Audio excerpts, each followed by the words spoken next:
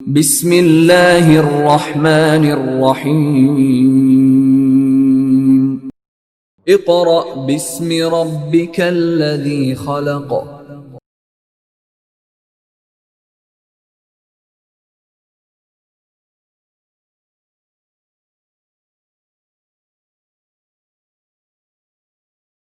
اعوذ باللہ من الشیطان الرجیم بسم اللہ الرحمن الرحیم۔ معزز والدین اور عزیز طلباء و طالبات، السلام علیکم۔ اسٹوڈنٹس آف کلاس 6، آج ہم اسلامیات کا باب 4 اخلاق و آداب پڑھیں گے۔ اخلاق و آداب میں سبق نمبر 1 ہے طہارت اور پاکیزگی۔ کیا ہے ہمارے سبق کا نام؟ طہارت اور پاکیزگی۔ طہارت کہتے ہیں پاک صاف ہونا، غسل کر کے اپنے جسم کو، اپنے لباس کو پاک صاف کرنا۔ اسٹوڈنٹس، اب طہارت میں صرف جسمانی صفائی نہیں آتی، بلکہ ہمارے لباس اور ماحول کی پاکیزگی بھی طہارت میں شامل ہے۔ تو اسٹوڈنٹس، ہم اپنے پہلے دن کا کام شروع کریں گے۔ ہمارے پہلے دن کا کام ہے پڑھائی، یعنی ریڈنگ۔ آپ سب بچے اپنی کتاب کا صفحہ نمبر 42 کھولیں۔ جی کھول لیا؟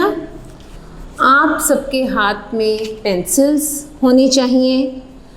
جو مشکل الفاظ ہیں ان کو انڈر لائن کرتے جائیں اور معنی بھی لکھتے جائیں۔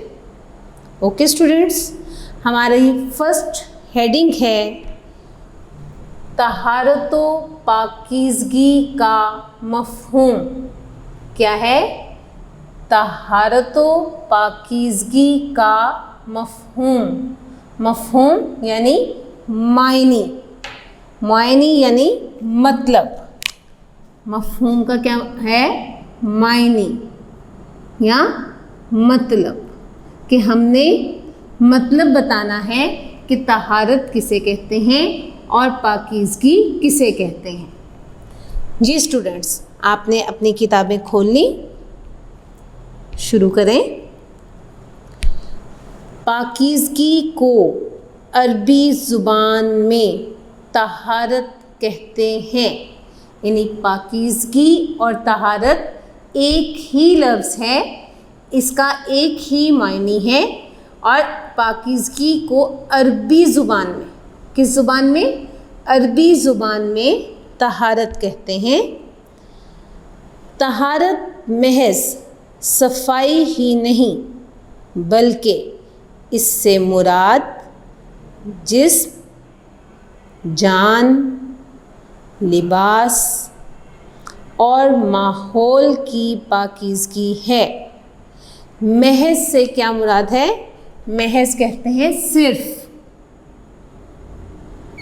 محض صرف یا فقط بھی کہہ سکتے ہیں ہم، کہ طہارت یعنی پاکیزگی صرف صفائی کا نام نہیں ہے، صرف پاکیزگی کا نام نہیں ہے، بلکہ اس سے کیا مراد ہے کہ ہمارا جسم بھی صاف ہونا چاہیے، ہمارا لباس بھی صاف ہونا چاہیے، ہمارا ماحول یعنی جس جگہ پر ہم رہتے ہیں اس میں گھر اور ہمارا محلہ شامل ہے، کہ ہمارا ارد گرد کا ماحول وہ بھی صاف ستھرا ہونا چاہیے، اور ہماری جان بھی پاک ہونی چاہیے۔ اب جان کی پاکیزگی کیا ہے؟ جسم کی پاکیزگی تو آپ کو سمجھ آ گیا کہ نہانا، غسل کرنا اور ہمارے جسم پر جو میل ہے اس کو صاف کر لینا، یہ تو جسم کی پاکیزگی۔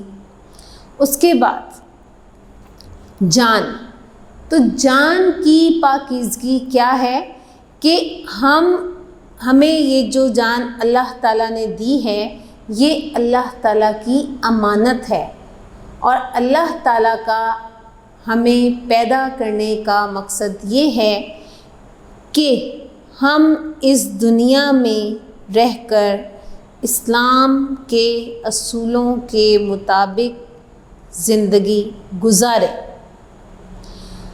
تو اگر ہم اس امانت میں خیانت کرتے ہیں تو وہ غلط بات ہے، کفر میں آ جاتا ہے۔ اور پاکیزگی یہ ہے کہ ہم اپنے آپ کو برائیوں سے پاک رکھیں، برے کام نہ کریں، یہ جان کی پاکیزگی ہے۔ لباس، یعنی اللہ تعالیٰ نے ہمیں اگر نوازا ہے مال و دولت سے، روپے پیسے سے، تو ہم ایسا لباس پہنیں جو سادہ بھی ہو اور صاف ستھرا بھی ہو۔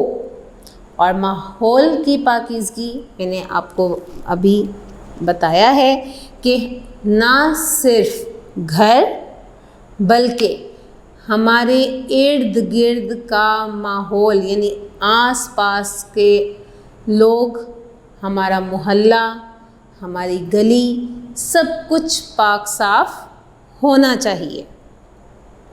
سمجھ آ گیا؟ طہارت مسلمانوں کی زندگی میں بے حد اہم ہے،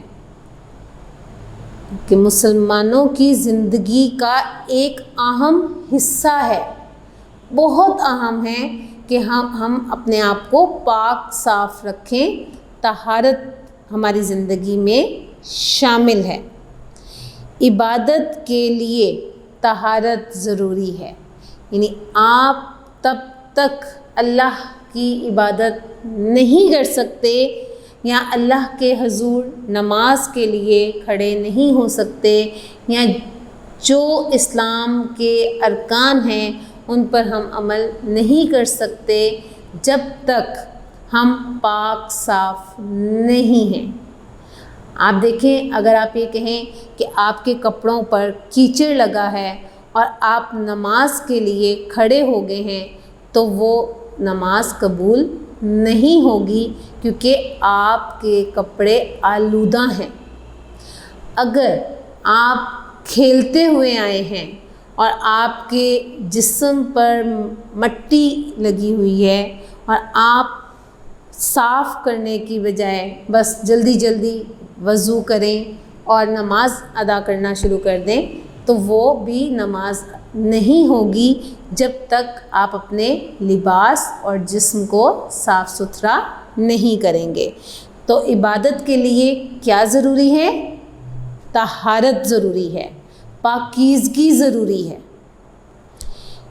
اسلام میں زندگی گزارنے کے رہنما اصول بتائے گئے ہیں، یعنی اسلام ہمیں بتاتا ہے کہ ہم نے زندگی کو کس طرح سے گزارنا ہے، ہم نے کیا اعمال کرنے ہیں، اپنی زندگی میں کن باتوں کو شامل کرنا ہے اور کن باتوں سے منع کیا گیا ہے۔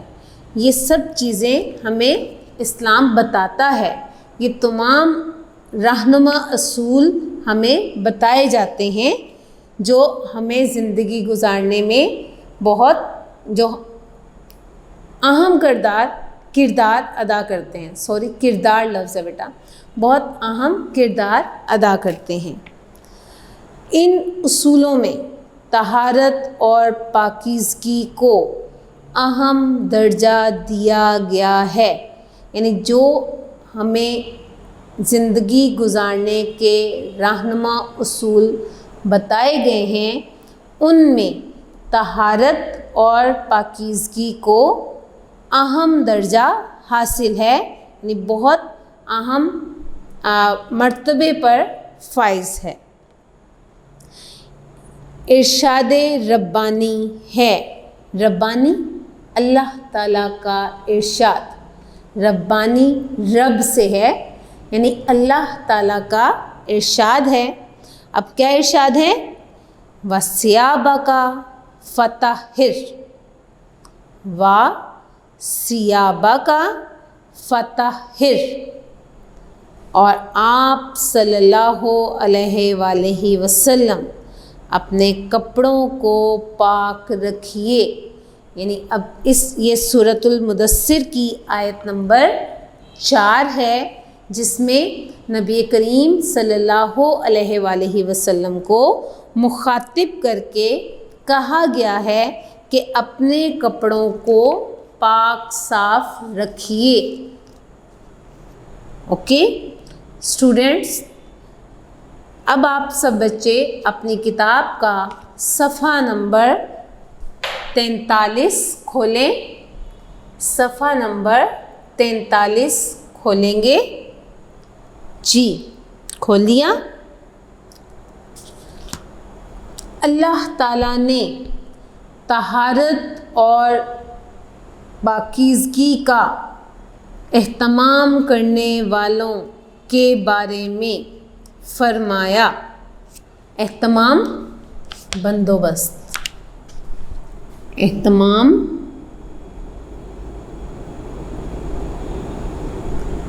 بندوبست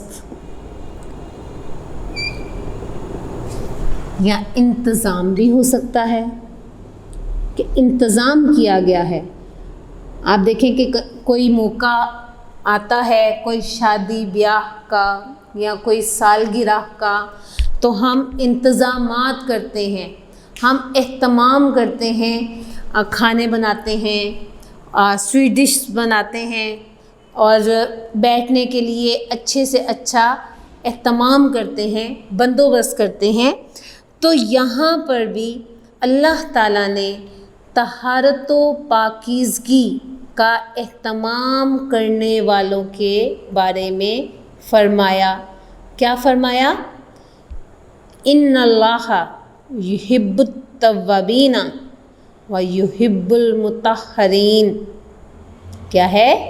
ان اللہ یحب التوابین و یحب المطہرین۔ یہ سورۃ البقرہ کی آیت نمبر 222 ہے، جس میں اللہ تعالیٰ ارشاد فرما رہے ہیں، کچھ شک نہیں کہ خدا توبہ کرنے والوں اور پاک صاف رہنے والوں کو دوست رکھتا ہے۔ اب اسٹوڈنٹس، یہاں پر 2 طرح کی پاکیزگی بارے بتایا گیا ہے۔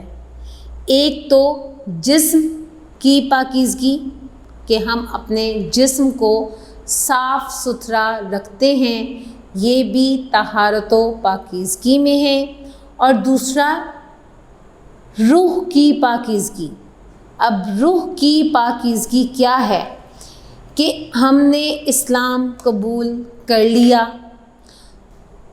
اسلام قبول کرنا یا منہ سے کلمہ طیبہ پڑھ لینا یہی کافی نہیں ہوتا، بلکہ ہم اپنی زندگی کو اسلام کے اصولوں کے مطابق گزاریں۔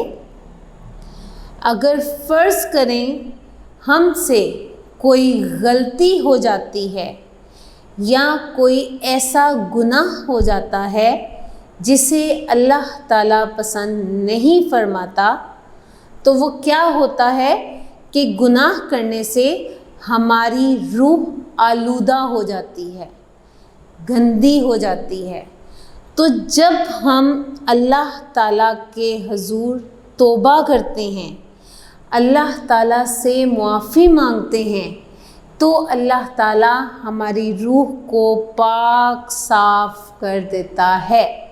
جس طرح جب آپ نہاتے ہیں تو آپ کے جسم کا میل صاف ہو جاتا ہے، آپ بالکل تر و تازہ ہو جاتے ہیں اور آپ محسوس کرتے ہیں کہ اب آپ کے جسم پر کوئی میل یا آلودگی نہیں ہے۔ تو اسی طرح اگر ہم سے کوئی غلطی ہو جاتی ہے یا کوئی گناہ ہو جاتا ہے تو ہم اللہ کے حضور معافی کے طلبگار ہوتے ہیں اور ہم معافی مانگتے ہوئے یہ کہتے ہیں کہ میں پوری کوشش کروں گا یا میں دوبارہ ایسی غلطی یا گناہ نہیں کروں گا، اور پھر آپ واقعی وہ غلطی یا گناہ نہیں کرتے تو اللہ تعالیٰ آپ کی روح کو پاکیزہ کر دیتا ہے، آپ کی توبہ کو قبول کر لیتا ہے، اور ایسے ہی لوگوں کو کیا لکھا ہوا ہے کہ اللہ تعالیٰ دوست رکھتا ہے، اللہ تعالیٰ اپنا حبیب رکھتا ہے، اللہ تعالیٰ کو ایسے لوگ بہت پسند ہیں۔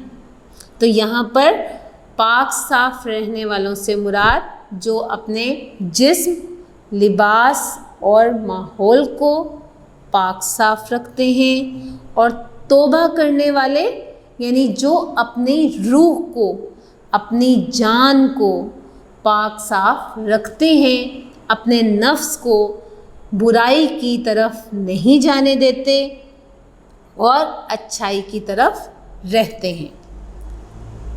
اوکے، نبی کریم صلی اللہ علیہ وآلہ وسلم طہارت کا بہت اہتمام فرماتے تھے۔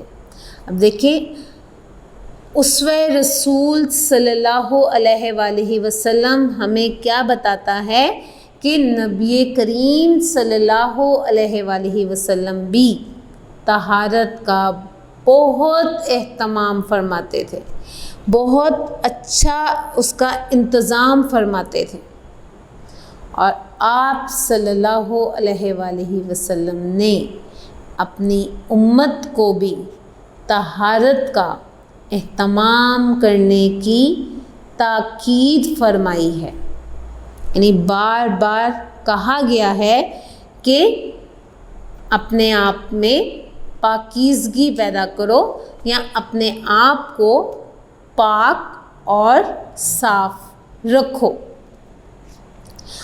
یہاں تک کہ رسول اللہ صلی اللہ علیہ وآلہ وسلم نے طہارت کو ایمان کا حصہ قرار دیا ہے، یعنی یہاں تک ہے کہ آپ کا ایمان، آپ کا دین اس وقت تک مکمل نہیں ہوتا جب تک آپ طہارت و پاکیزگی کو اختیار نہیں فرماتے یا آپ طہارت اور پاکیزگی کو نہیں اپناتے۔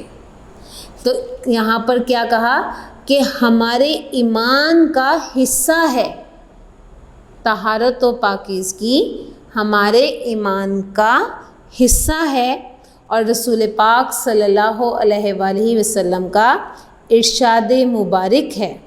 اب کیا ارشاد ہے؟ الطہور شطر الایمان۔ کیا ہے؟ الطہور شطر الایمان۔ کیا ہے؟ پاکیزگی یعنی صفائی ایمان کا حصہ ہے یا نصف ایمان ہے، آدھا ایمان ہے، یعنی اگر آپ پاک صاف رہتے ہیں تو اس کا مطلب کیا ہے کہ آپ آدھے ایمان پر قائم ہیں، اور جب آپ کلمہ طیبہ پڑھ لیتے ہیں اور اپنے آپ کو گناہوں سے بچا لیتے ہیں تو آپ کا ایمان مکمل ہو جاتا ہے۔ تو یہاں پر کیا بتایا گیا ہے کہ پاکیزگی نصف ایمان ہے، پاکیزگی ایمان کا حصہ ہے، کہ آپ کا ایمان تب تک مکمل نہیں ہوتا جب تک آپ پاکیزگی کو نہ اپنائیں۔ گویا دین اسلام کی بنیاد ہی پاکیزگی اور طہارت ہے، کہ ہمارے دین اسلام کی بنیاد کیا ہے؟ پاکیزگی اور طہارت، کہ جب تک آپ پاک صاف نہیں ہوں گے تب تک آپ کا ایمان مکمل نہیں ہوگا۔ اسٹوڈنٹس، یہ ہمارا ٹاپک مکمل ہو گیا۔ اب آپ دیکھیں اس میں مختلف MCQs اور مختصر سوالات بن سکتے ہیں۔ پہلا سوال، پاکیزگی کس زبان کا لفظ ہے؟ دوسرا سوال آپ بنا سکتے ہیں، پاکیزگی سے کیا مراد ہے؟ اس کے علاوہ بھی آپ کوشچن بنا سکتے ہیں کہ اللہ تعالیٰ نے طہارت اور پاکیزگی کے بارے کیا ارشاد فرمایا؟ ایک سوال اور بن سکتا ہے، اللہ تعالیٰ نے طہارت و پاکیزگی کا اہتمام کرنے والوں کے بارے میں کیا فرمایا؟ اس میں آپ یہ ارشاد لکھ سکتے ہیں۔ اس کے علاوہ آپ کا سوال بن سکتا ہے، طہارت کے بارے میں ایک حدیث لکھیں جس میں آپ یہ نبی پاک صلی اللہ علیہ وآلہ وسلم کا ارشاد مبارک لکھیں گے کہ پاکیزگی نصف ایمان ہے۔ اس کے علاوہ آپ اس میں سے MCQs بھی بنائیں گے۔ تو اسٹوڈنٹس، یہ آپ کا پہلے دن کا کام مکمل ہو گیا ہے۔ اس میں جو MCQs کروائے گئے ہیں یا جو مختصر سوالات بتائے ہیں وہ آپ نے یاد کرنے ہیں اور لکھنے ہیں۔ اسٹوڈنٹس، اب ہم اپنا دوسرے دن کا کام شروع کریں گے۔ دوسرے دن کا کام ہماری پڑھائی ہے۔ آپ سب بچے اپنی کتاب کا صفحہ نمبر 43 کھولیں۔ پہلے دن کے کام میں ہم نے صفحہ نمبر 43 آدھا پڑھا تھا۔ آج ہم باقی آدھا صفحہ پڑھیں گے۔ ہماری ہیڈنگ ہے، یعنی ہمارا عنوان ہے، طہارت اور پاکیزگی کی اہمیت۔ کیا ہے؟ طہارت اور پاکیزگی کی اہمیت۔ جی، پہلے دن کے کام میں ہم نے طہارت اور پاکیزگی کا مفہوم پڑھا تھا۔ اب ہم طہارت اور پاکیزگی کی اہمیت پڑھیں گے۔ جی، شروع کریں۔ انسان فطری طور پر صفائی کو پسند کرنے والا اور گندگی سے نفرت کرنے والا ہے۔ فطری طور پر یعنی فطرت کے مطابق، یعنی آپ دیکھیں کہ آپ کے پاس اگر کچرا پڑا ہوگا تو آپ کو کراہت محسوس ہوگی، آپ کو برا لگے گا کہ یہ یہاں کیوں پڑا ہے، یا تو آپ اسے اٹھا کر کوڑا دان میں ڈال دیں گے، یا آپ اپنے ملازم سے کہیں گے کہ اس جگہ کو صاف کر دیں۔ تو یہ ایک انسان کی فطرت ہے کہ وہ گندگی کو پسند نہیں کرتا اور صفائی کو پسند کرتا ہے۔ رسول اللہ صلی اللہ علیہ وآلہ وسلم ظاہری اور باطنی دونوں طرح کی پاکیزگی کا بہترین نمونہ تھے۔ ظاہری یعنی جو ظاہر ہو، جو ہمیں نظر آ رہی ہے، جس میں ہمارا لباس ہے، ہمارا جسم ہے، اور باطنی یعنی جو ہماری روح ہے، ہمارا ضمیر، ہمارا نفس، ہم اگر اسے پاک صاف رکھتے ہیں تو ہی ہم مکمل ایمان پر عمل کرتے ہیں۔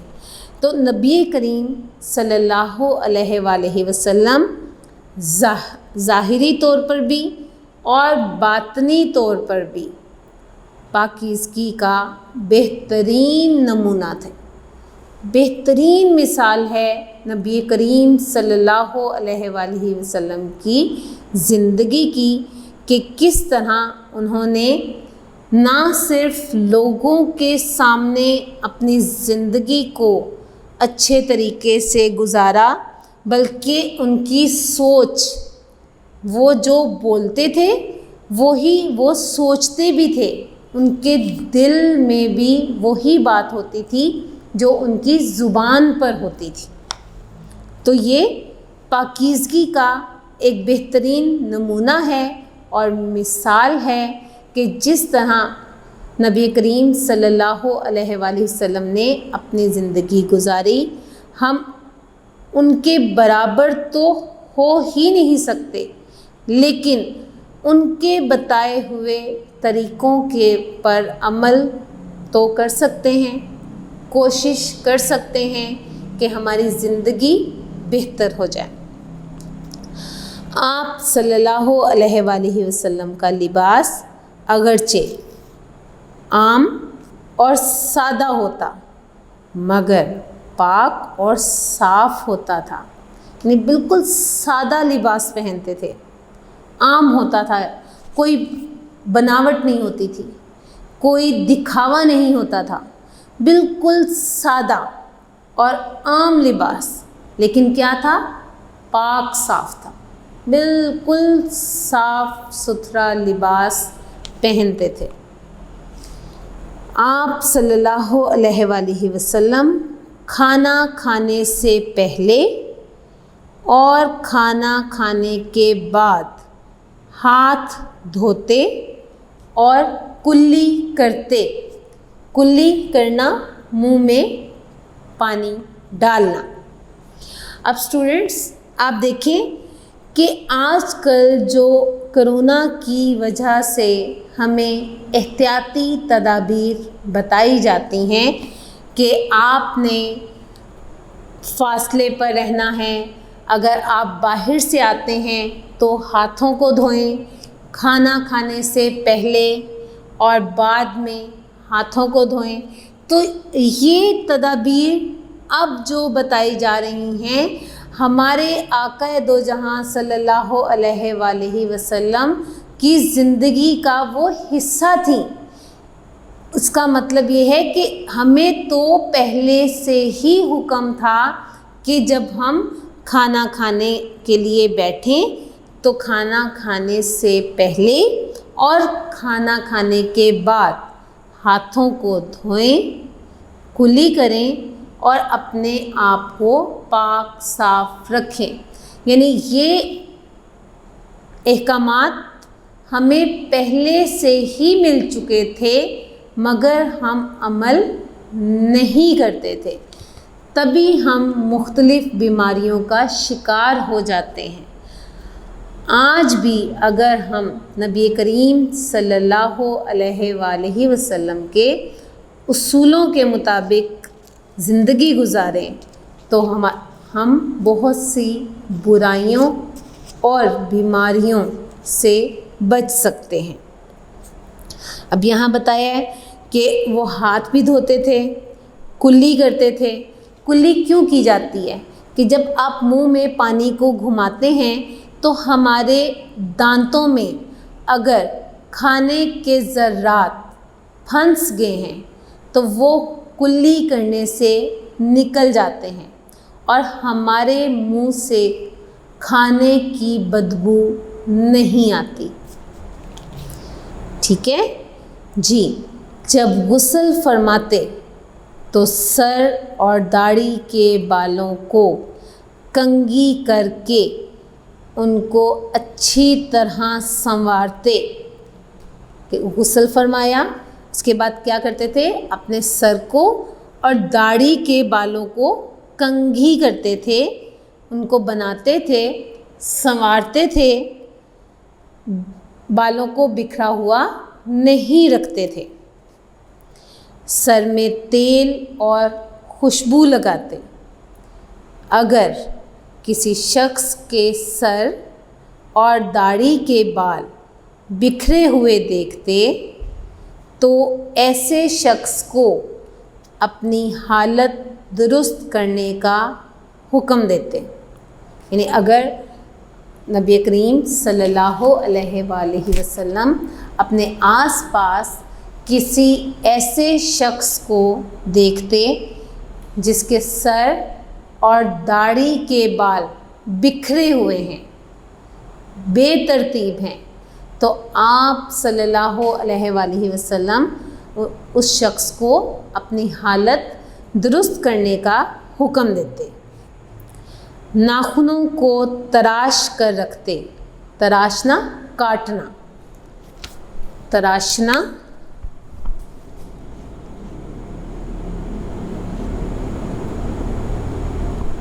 کاٹنا، یعنی اپنے ناخنوں کو لمبا نہیں ہونے دیتے تھے، اس کو تراش لیتے تھے، کاٹ لیتے تھے. مسواک کا اہتمام فرماتے. ہر نماز کے موقع پر تازہ وضو فرماتے. یعنی یہ نہیں کہتے تھے کہ فجر کی نماز یا ظہر کی نماز ادا کی اور وضو کر لیا تو عصر کی اذان کے وقت یہ نہیں کہتے تھے کہ میں نے ظہر کی نماز کے لیے وضو کیا تھا اور میرا وضو قائم ہے تو میں دوبارہ وضو نہیں کرتا. وہ ایسا نہیں کرتے تھے، بلکہ ہر نماز کے وقت، فجر کا وقت ہے، ظہر کا ہے، عصر کا ہے، مغرب کا ہے یا عشاء کا، وہ ہر نماز کے وقت تازہ وضو فرماتے. یعنی وضو کرتے تھے، لازمی وضو فرماتے تھے. وضو کے وقت مسواک ضرور کرتے، یعنی اپنے دانتوں کو 5 وقت صاف کرتے تھے ہر وضو میں. آپ صلی اللہ علیہ وآلہ وسلم نے اپنے صحابہ کرام رضی اللہ تعالی عنہم کو بھی صاف ستھرا رہنے کی تعلیم فرمائی. یعنی نبی کریم صلی اللہ علیہ وآلہ وسلم خود بھی صاف رہتے تھے اور صحابہ کرام رضی اللہ تعالی عنہم کو بھی صاف ستھرا رہنے کی تعلیم فرماتے تھے. لوگوں کو تاکید کی کہ وہ کچا پیاز یا لہسن کھا کر مسجد میں اس حال میں نہ آئیں کہ ان کے منہ سے بدبو آ رہی ہو جس سے دوسرے لوگ کراہت محسوس کریں. کراہت کا مطلب ہے نفرت یا بیزاری بھی کہہ سکتے ہیں. کہ کیا تاکید فرمائی کہ کچا پیاز. اسٹوڈنٹس، جب آپ کچا پیاز کھاتے ہیں تو آپ کے منہ سے پیاز کی اسمیل آتی ہے یا بدبو آتی ہے. اسی طرح اگر آپ لہسن کھاتے ہیں، یہ چیزیں کچی کھائی جا سکتی ہیں، لیکن اس بات پر توجہ ہونی چاہیے یا آپ کا دھیان ہونا چاہیے کہ جب نماز کا وقت ہے تو اس سے پہلے پیاز اور لہسن نہ کھائیں، کیونکہ جب آپ یہ کچی سبزیاں یا اس طرح کی سبزیاں جن سے منہ سے بدبو آتی ہے وہ کھا کر مسجد میں آئیں گے، اور جب آپ لوگوں سے بات کریں گے تو آپ کے منہ سے بدبو آئے گی، جس سے لوگ کیا محسوس کریں گے؟ کراہت محسوس کریں گے، یعنی نفرت محسوس کریں گے، انہیں بیزاری ہوگی کہ یہ مجھ سے بات کر رہا ہے تو اس کے منہ سے بدبو آ رہی ہے۔ اوکے جی اسٹوڈنٹس، اب آپ سب بچے اپنی کتاب کا صفحہ نمبر 44 کھولیں، پیج نمبر 44۔ جی، بدو لوگ اکثر پانی کی کمی کی وجہ سے کئی دن غسل نہ کرتے تھے۔ بدو کہا جاتا ہے خانہ بدوش لوگ۔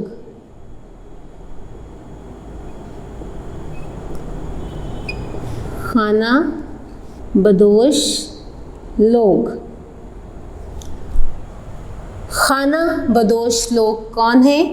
جو موسم کے لحاظ سے اپنی جگہ کو بدل لیتے ہیں، یعنی فرض کریں اگر کچھ لوگ ہیں انہیں گرمی میں رہنے کی عادت ہے تو جہاں پر گرم علاقے ہوں گے وہ وہاں چلے جائیں گے، اور جب وہاں موسم تبدیل ہوگا، گرمی ختم ہوگی اور سردی آئے گی تو وہ ان علاقوں کی طرف چلے جائیں گے جہاں گرمی ہے۔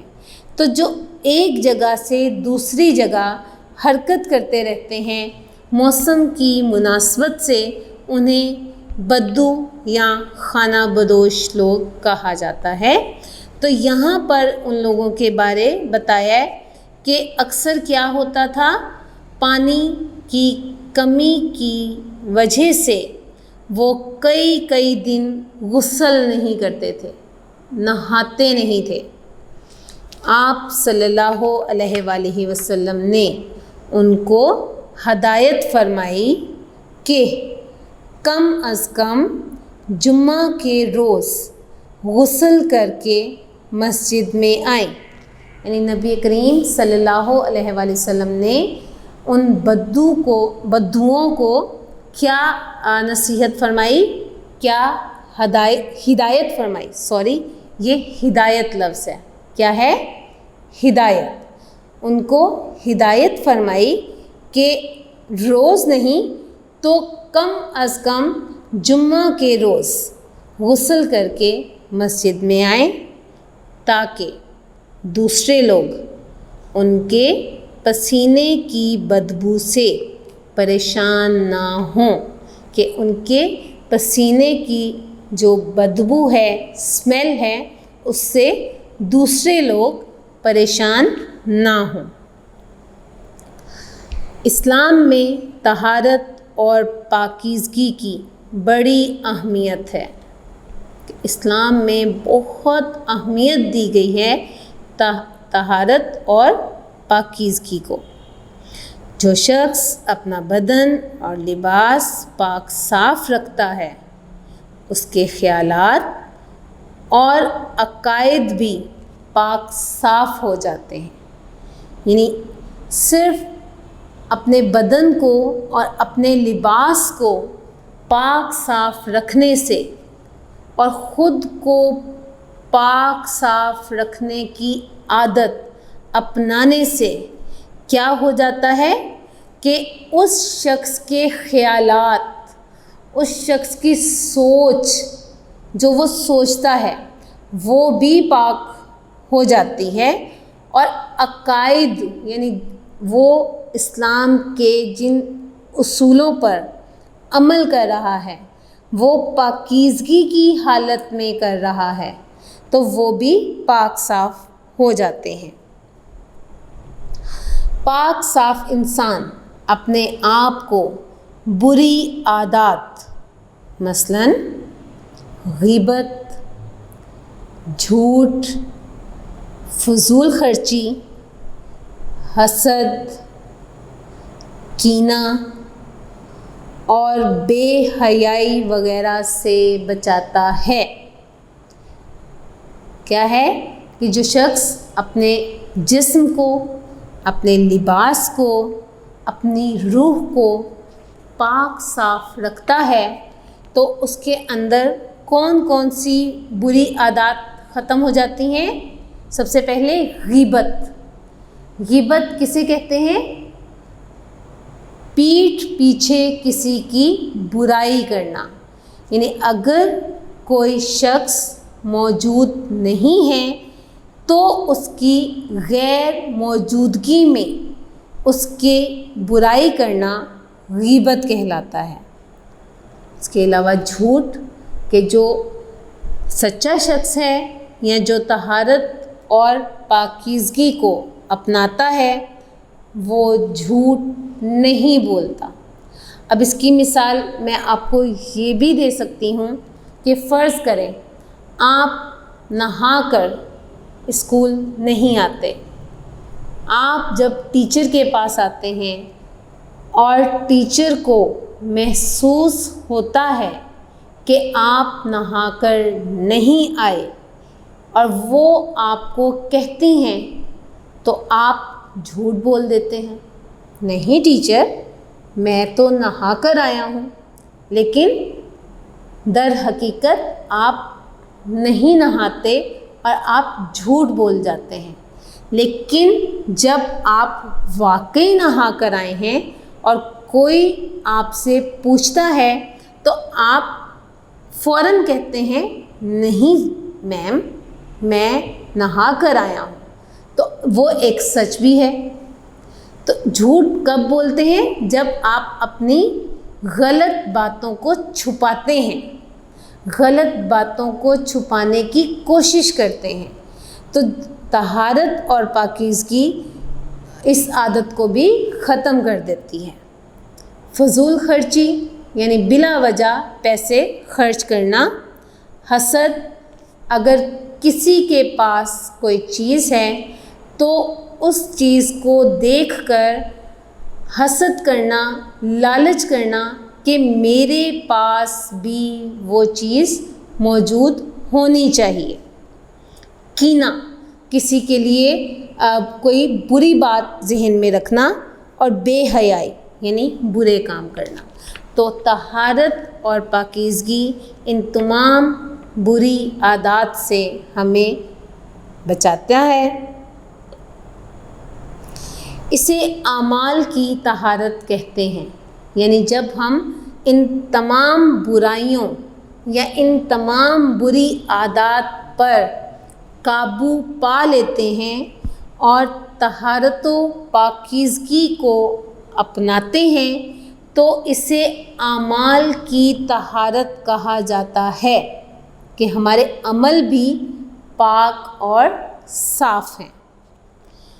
طہارت سے انسان پاک، صاف اور خوش و خرم رہتا ہے کہ ایک تو پاک صاف ہو گیا انسان، اور دوسرا وہ خوش بھی رہتا ہے، پرسکون رہتا ہے، کیونکہ اس کا ذہن بالکل فریش رہتا ہے، پرسکون ہوتا ہے کہ وہ پاک اور صاف ہے۔ اس کی سوچ پاکیزہ اور عمل نیک ہوتا ہے، یعنی وہ سوچتا بھی اچھی بات ہے۔ پاکیزہ کا مطلب اچھی سوچ سوچنا، اچھی بات کے بارے سوچنا، اور وہ جو کام کرتا ہے وہ بھی نیک ہو جاتا ہے، وہ بھی پاک اور صاف ہو جاتا ہے۔ اس کی عبادت مقبول اور دعائیں پوری ہوتی ہیں، کہ وہ جو عبادت کرتا ہے وہ بھی اللہ تعالیٰ کو پسند آتی ہے، اور پھر اس کی وہ جو دعا کرتا ہے، اس کی جو دعائیں ہوتی ہیں وہ بھی اللہ تعالیٰ پوری کرتا ہے۔ کیوں؟ کیونکہ جب وہ اللہ کے حضور حاضر ہوتا ہے تو وہ اپنے جسم، اپنی جان، اپنی جان، اپنے لباس اور اپنی اس جگہ کو پاک صاف رکھتا ہے جہاں وہ نماز ادا کر رہا ہے، تو اس کی ہر دعا اللہ تعالیٰ پوری کرتا ہے۔ اس میں کوئی شک نہیں کہ طہارت قربت الہی کی کنجی ہے۔ قربت الہی،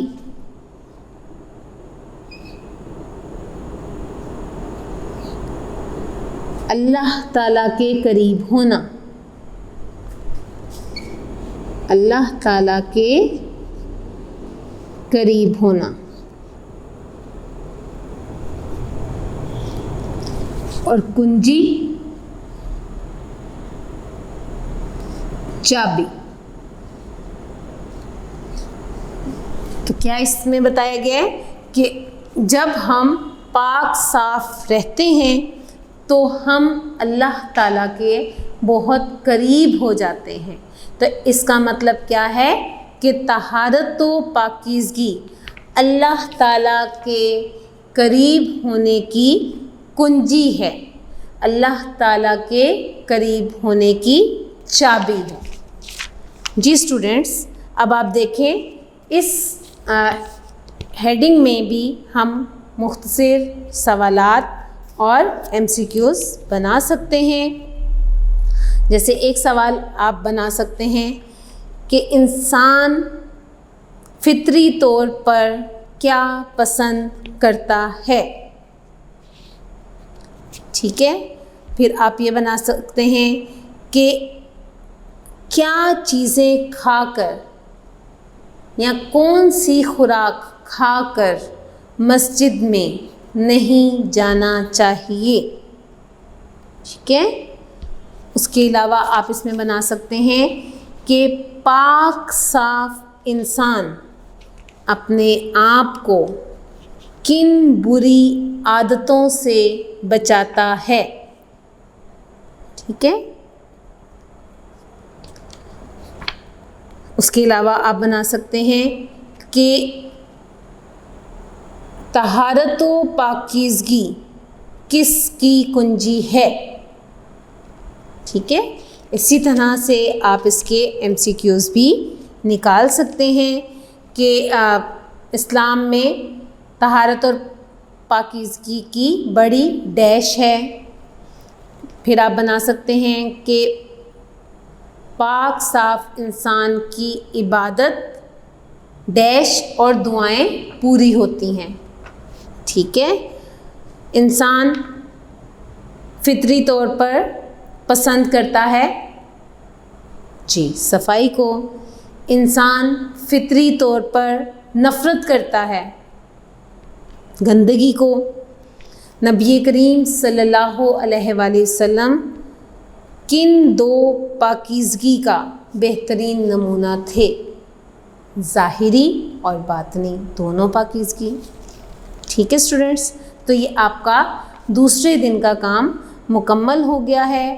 اس میں جو آپ کو الفاظ معنی لکھوائے گئے ہیں وہ آپ نے یاد کرنے ہیں، کاپی پر لکھنے ہیں، اور اس میں سے کوئی سے 5 MCQs اور 5 مختصر سوالات آپ نے بنانے ہیں۔ جی اسٹوڈنٹس، اب ہم اپنا تیسرے دن کا کام شروع کریں گے۔ تیسرے دن کے کام میں ہم نے مشق کرنی ہے۔ آپ بچے اپنی کتاب کا صفحہ نمبر 44 کھولیں اور پہلا سوال دیکھیں۔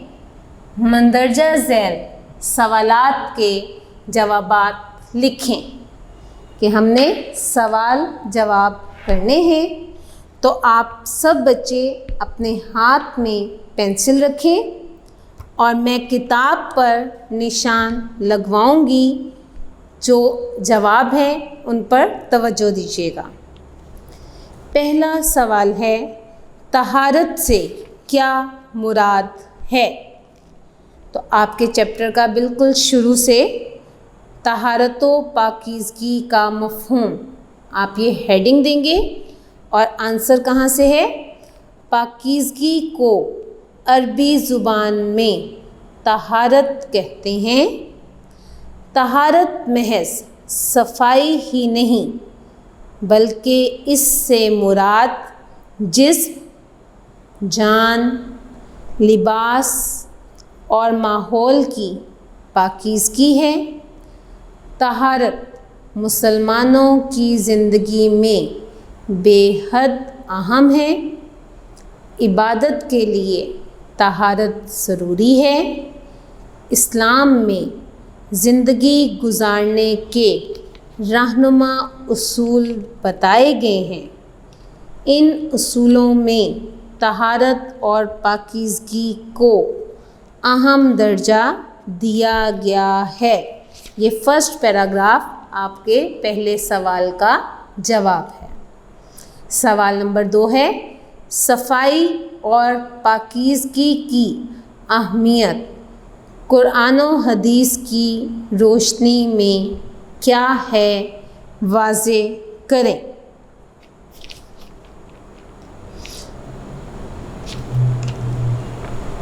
جی، یہ جہاں آپ کا پہلا سوال ختم ہوا ہے صفحہ نمبر 42 پر، اسی کے نیچے شروع ہو رہا ہے ارشاد ربانی ہے وَثِيَابَكَ فَطَہِّرْ، اور آپ صلی اللہ علیہ وآلہ وسلم اپنے کپڑوں کو پاک رکھیے.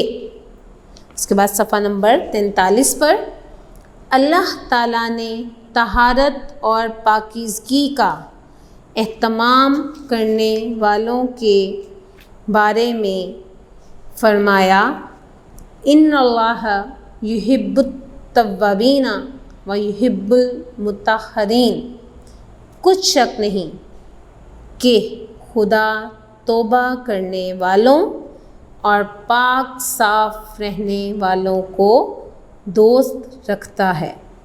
نبی کریم صلی اللہ علیہ وآلہ وسلم طہارت کا بہت اہتمام فرماتے تھے. آپ صلی اللہ علیہ وآلہ وسلم نے اپنی امت کو بھی طہارت کا اہتمام کرنے کی تاکید فرمائی ہے. یہاں تک کہ رسول اللہ صلی اللہ علیہ وآلہ وسلم نے طہارت کو ایمان کا حصہ قرار دیا ہے. رسول اللہ صلی اللہ علیہ وآلہ وسلم کا ارشاد ہے الطہور شطر الایمان، پاکیزگی نصف ایمان ہے، یا پاکیزگی یعنی صفائی ایمان کا حصہ ہے. گویا دین اسلام کی بنیاد ہی پاکیزگی اور طہارت ہے. یہ آپ کے دوسرے سوال کا جواب ہے. سوال نمبر 3 ہے پاک صاف رہنے سے ہمارے کردار میں کیا تبدیلیاں آتی ہیں؟ کیا تبدیلیاں آتی ہیں؟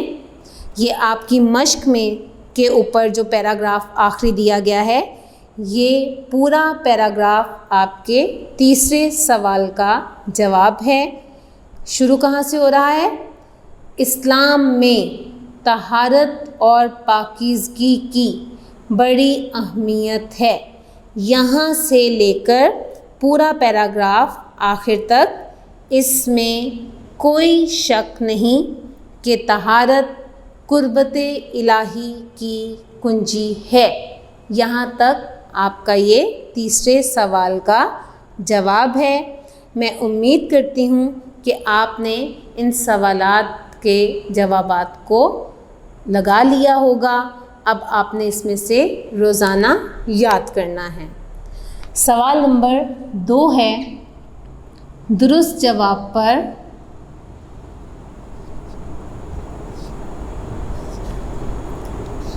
گڈ کا نشان لگائیں. یعنی MCQs دیے گئے ہیں، جو درست ہوگا اس پر آپ نے ٹک کر دینا ہے. نمبر 1، حضور اکرم صلی اللہ علیہ وآلہ وسلم نے بدو لوگوں کو کس دن نہانے کی تاکید کی؟ کس دن نہانے کی تاکید کی؟ جی، جمعہ. تو جہاں جمعہ لکھا ہوا ہے اس کے اوپر آپ نے ٹک کر دینا ہے. نیکسٹ ہے، ذہنی طور پر پاک صاف انسان کیا پسند کرتا ہے؟ کیا پسند کرتا ہے؟ صاف ستھرا ماحول. تو جہاں پر یہ صاف ستھرا ماحول لکھا ہے آپ نے اس پہ ٹک کر دینا ہے. نیکسٹ ہے، ماحول کی صفائی اور پاکیزگی کا انسان پر کیا اثر پڑتا ہے؟ کیا اثر پڑتا ہے؟ سکون ملتا ہے. کیا ملتا ہے؟ سکون ملتا ہے. تو جہاں پر یہ لکھا ہوا ہے وہاں آپ نے ٹک کر دینا ہے. ٹھیک ہے. نیکسٹ ہے، آپ اپنی کتاب کا صفحہ نمبر 45 دیکھیں. ہمارا MCQs نمبر 4 ہے، اپنے آپ کو بری عادتوں سے بچانا کس طرح کی طہارت ہے؟ بری عادتوں سے بچانا کس طرح کی طہارت ہے؟ کس طرح کی ہے؟ جی، عملی طہارت. کیسی طہارت ہے؟ عملی طہارت. تو جہاں پر یہ لکھا ہے وہاں آپ نے ٹک کر دینا ہے. اوکے. سوال نمبر 3 ہے، خالی جگہ پر کریں. آپ کی فل ان دی بلینکس ہیں. نمبر 1، عربی زبان میں صفائی اور پاکیزگی کے لیے ڈیش کا لفظ استعمال ہوا ہے. کون سا لفظ استعمال ہوا ہے؟ طہارت کا. اور عربی میں طہارت ایسے لکھا ہوا ہے. ٹھیک ہے. نمبر 2، صفائی اور پاکیزگی سے مراد ڈیش کی پاکیزگی ہے. اب وہ ڈیش میں کیا آئے گا؟ جسم، بدن، جسم کے بعد ہے جان. بدن بھی ہم لکھ سکتے ہیں، جسم سے مراد بدن ہی ہے. لباس اور ماحول. تو یہ پوری بلینک ہے آپ کی کہ صفائی اور پاکیزگی سے مراد جسم، جان، لباس اور ماحول کی پاکیزگی ہے. نمبر 3، اللہ تعالیٰ پاک صاف رہنے والوں کو ڈیش رکھتا ہے. کیا رکھتا ہے؟ دوست رکھتا ہے. کیا رکھتا ہے؟ دوست. نمبر 4، پاکیزگی ایمان کا ڈیش ہے. کیا ہے؟ حصہ. کیا ہے؟ حصہ. نمبر 5، اپنے آپ کو بری عادتوں سے بچانا ڈیش ہے. بری عادتوں سے بچانا کیا ہے؟ اعمال کی طہارت. کیا ہے؟ اعمال کی طہارت. یہ آپ کی خالی جگہ مکمل ہو گئی. اب سوال نمبر 4 دیکھیں. درست جملوں کے سامنے गुड और गलत के सामने क्रॉस का निशान लगाएं।